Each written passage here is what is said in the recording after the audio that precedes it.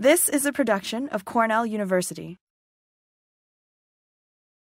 Welcome to this presentation to Junot Díaz of the Eissner Artist of the Year Award and Class of '63 presentation. We're very glad to see all of you here, and we're sort of delighted to have Junot Díaz back. This award, the history of this award, I am, by the way, Judith Kellogg. I'm interim director of the Cornell Council for the Arts and a member of the music faculty. This award began as administered by the Cornell Council and the Committee on the Arts, whose chairman, Nancy McAfee, regrettably is not with us this evening, but I'd like to thank her very much for her efforts toward this award. It was established in 1997 as an alumnus artist award, and through the generous contribution of Bruce and Judith Eissner, it was then, I believe in 2002, what year was it turned over to the Eissner Award? This name was changed, 2002.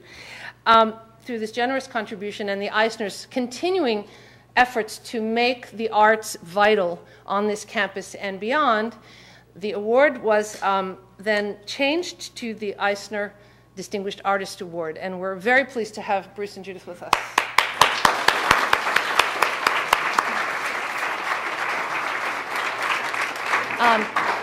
I'd like to thank a few people who have made this possible.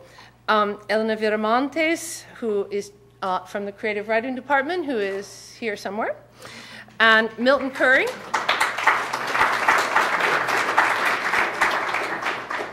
Milton Curry, who was the previous director of the Cornell Council for the Arts, who until this year was in charge and saw that all of this came together so beautifully. The design for the gorgeous award, which you see over here, was designed by Eric Hilton, a wonderful glass artist.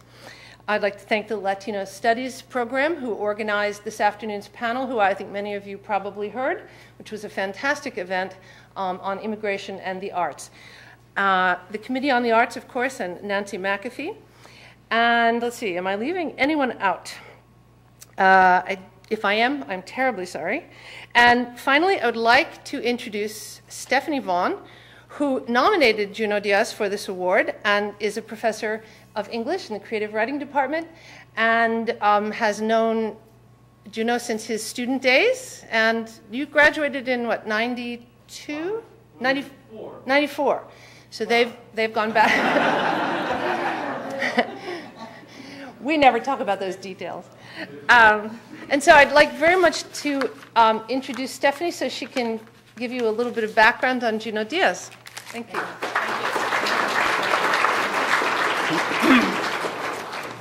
Although I am here as a representative of the Department English Creative Writing Program, I'm also a former chair of the Council for the Arts, and I would like to thank also the Eissners, and I would like to thank all of you who have been supporting the arts all these years, and all of you who are going to graduate and become the alumni who support the arts in the future.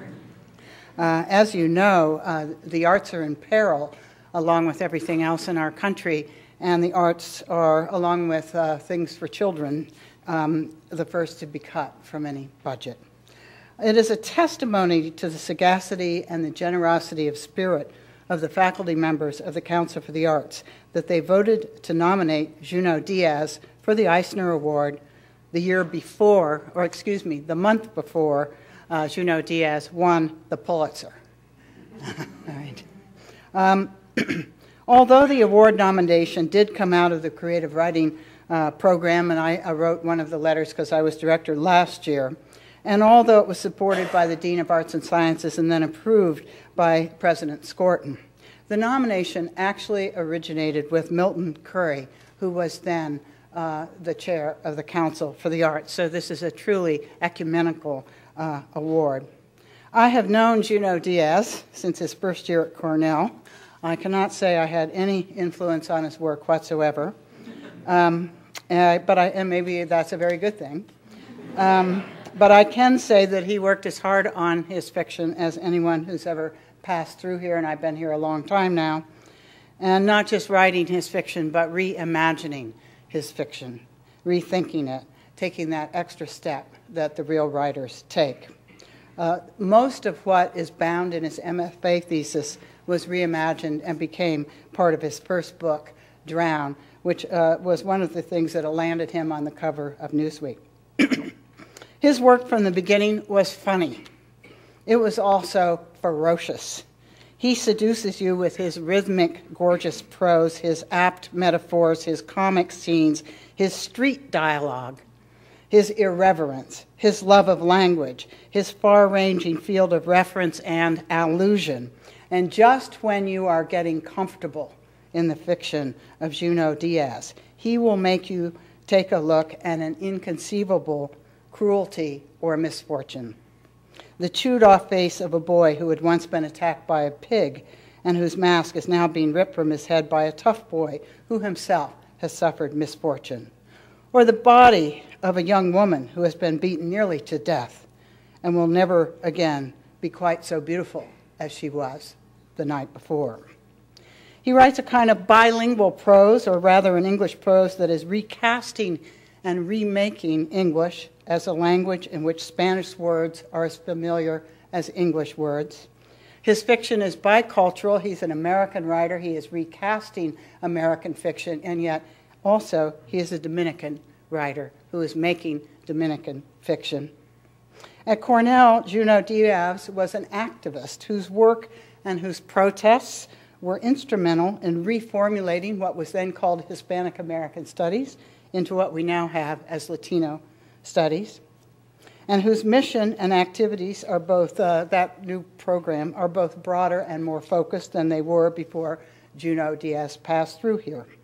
He was also part of a group that protested the unfair practices, hiring practices of illegal immigrants who weren't being paid anything at a pizzeria on North Aurora Street, and in fact helped put that pizzeria out of business. And if I could be allowed one anecdote, I remember I was sitting with some other people in the window of one of those North Aurora Street venues, and someone said, you know, I didn't see Junot at school today. And about 30 seconds later, a protest came marching down the street, and he was leading it. And they were on their way to that pizzeria to save the people who had been brought illegally into this country and were being underpaid and exploited. When I knew Junot here, he used to like to say that he wanted to be the first famous man from the Dominican Republic who was not a baseball player. He has succeeded. In addition to the Pulitzer Prize and National Book Critics Circle Award, Junot Díaz has won the Prix de Rome from the American Academy of Rome, where he was in residence last academic year. He has won an Ainsfield Wolf Book Award, a Dayton Literary Peace Prize, a Eugene McDermott Award, a fellowship from the Guggenheim Foundation, a Lila Wallace Reader's Digest Award, a National Endowment for the Arts Award Fellowship. There are many more, and a Penn Malamud Award, all for a career that is still a young career.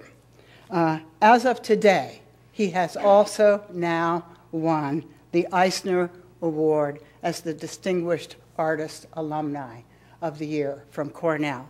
And Judith will help me in presenting it. Thank you.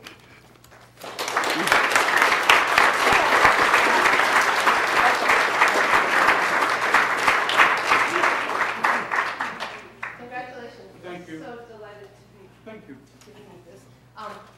This is Eric Hilton's beautiful rendition. There's a lot of history that goes into his design, which there's a circle here, an etched circle that's the circle of culture and education, and it's very beautiful. If you have a chance to come up and look at it from all different angles, it's quite wonderful. I don't want to touch it. Okay. Why don't you touch it? We'll just do it this way. Careful, they're not attached. Oh, the never mind. Yeah, no, the black piece isn't attached to the glass piece. That's okay. Sort of just lift it. Stephanie. It's kind of like the Super Bowl trophy. Oh my. Right, it's, Yeah. So, All right, thank you. guys.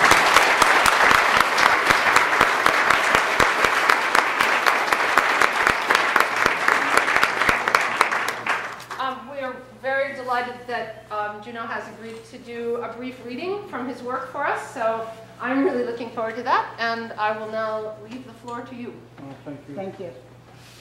Again, thank you both. Oh.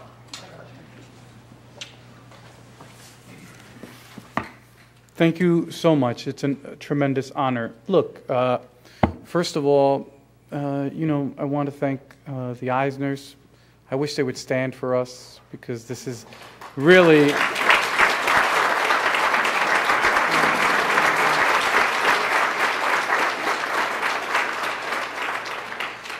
And Professor Stephanie Vaughn wasn't kidding. We're hoping there's at least 12 of you who will do the same. Philanthropy is almost never modeled. Yeah, it's certainly not modeled where I came from or where I studied, and it's important to see it because it's something to aspire to. Yeah, and I want to extend my deepest thanks not only for myself as an individual, but for all of us who are part of the Cornell community have benefited so tremendously from your commitment to the arts and your commitment to our community. So thank you so much. I also wanted to thank everyone who was involved in this, Milton and all the folks who made this happen. You got to remember the sort of work that it takes to do this. Even the introduction that Stephanie gave, the tremendous, wonderful introduction, I'm sure it did not take 5 minutes to write. We are always the product of other people's invisible labor and invisible love. And it's easy to forget just because someone's up here receiving the prize, forget what exactly made it possible.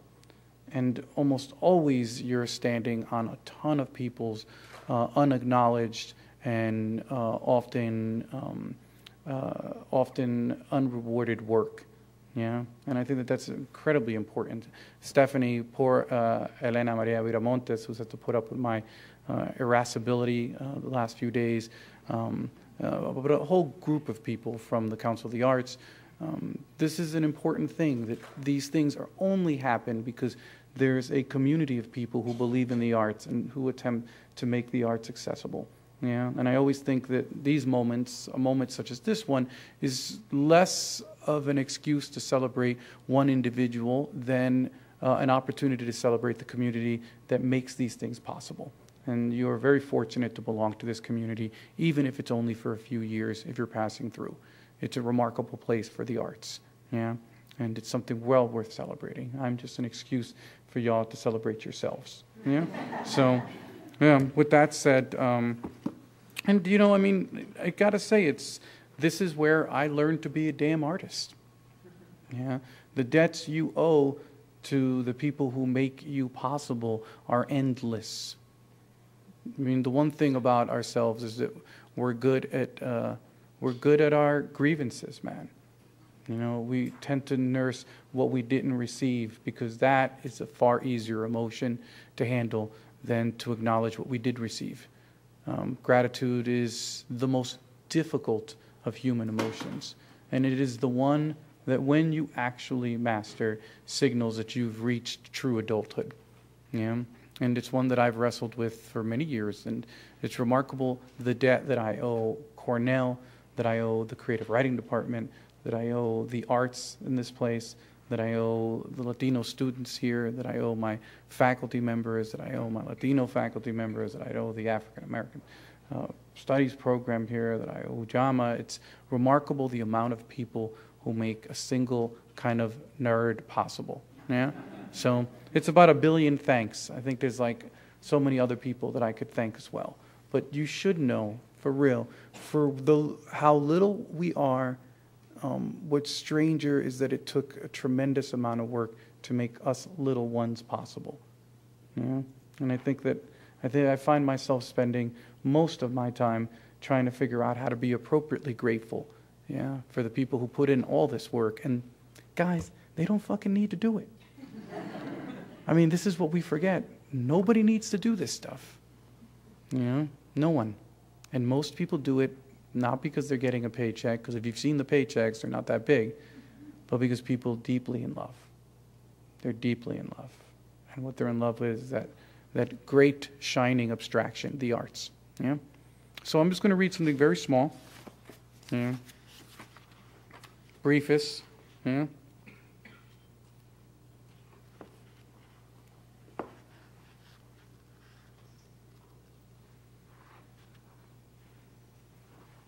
And then we will let it go. Okay? So I'm just going to read from the end of the book. Yeah.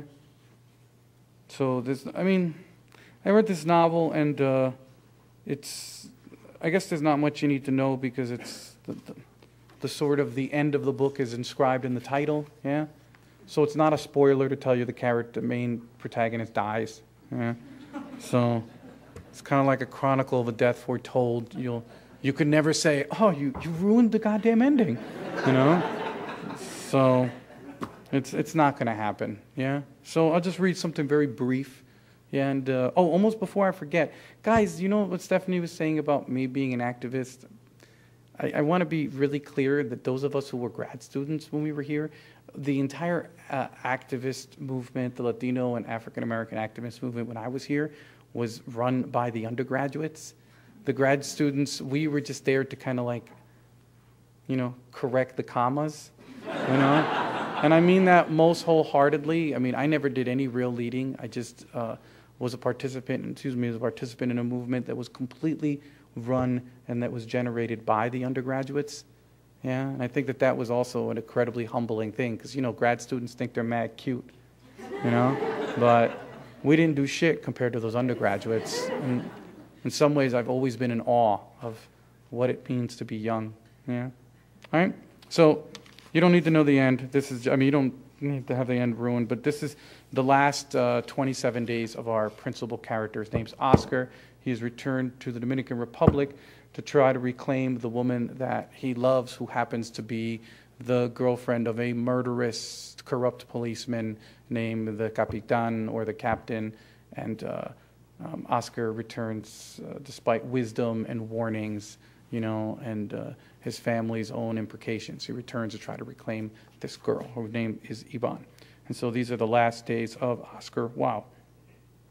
How incredibly short are 27 days.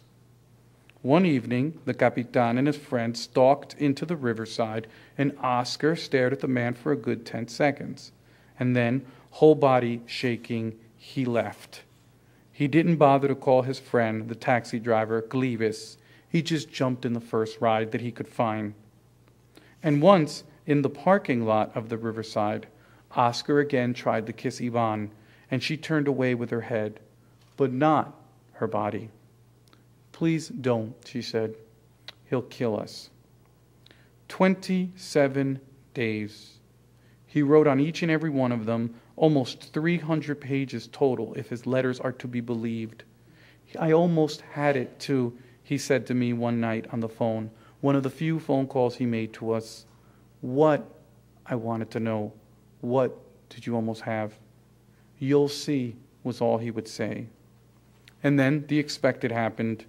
One night, he and Clevis were driving back from the world-famous riverside, and they had to stop at a light, and that was where two men got into the cab with them. It was, of course, the Capitan's men, Gorilla Grodd and Solomon Grundy. "Good to see you again," Grodd said. And then they beat Oscar as best they could, given the limited space inside the cab. This time, Oscar didn't cry when they drove him back to the cane fields. Safra would be here soon, and the cane had grown well and thick, and in places you could hear the stalks clack, clack, clacking against each other like triffids, and you could hear Creole voices lost in the night.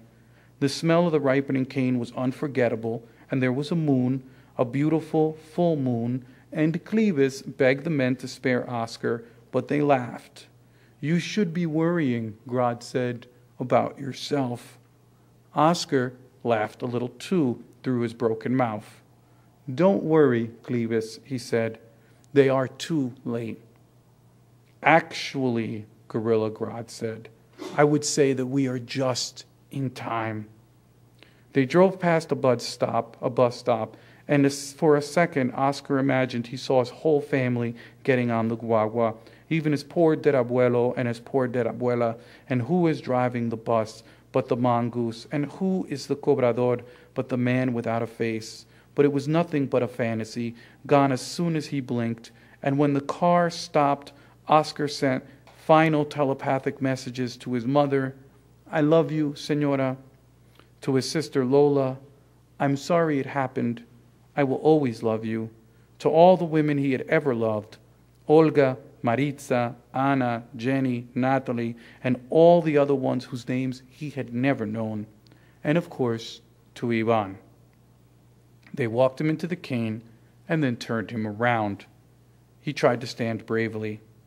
They looked at Oscar, and he looked at them, and then he started to speak, the words coming out like they belonged to someone else, his Spanish good for once. He told them that what they were doing was wrong, that they were going to take a great love out of the world. Love was a rare thing, easily confused with a million other things, and if anyone knew this to be true, it was him. He told them about Ivan, and the way he loved her, and how much they had risked together, and that they had started to dream the same dreams and say the same words. He told them that it was only because of her love that he had been able to do the things that he had done, the things they could no longer stop. Told them that if they killed him, they would probably feel nothing, and their children would probably feel nothing, not until they were old and weak or about to be hit by a car, and then they would sense him waiting for them on the other side, and over there he would be no fat boy or dork or kid no girl had ever loved. Over there he would be a hero, an avenger. Because anything you can dream, he said, you can be. They waited respectfully for him to finish, and then they said, their faces slowly disappearing into the gloom, "Listen, we'll let you go if you tell us what fuego means in English." "Fire," Oscar blurted out, unable to help himself. Thank you.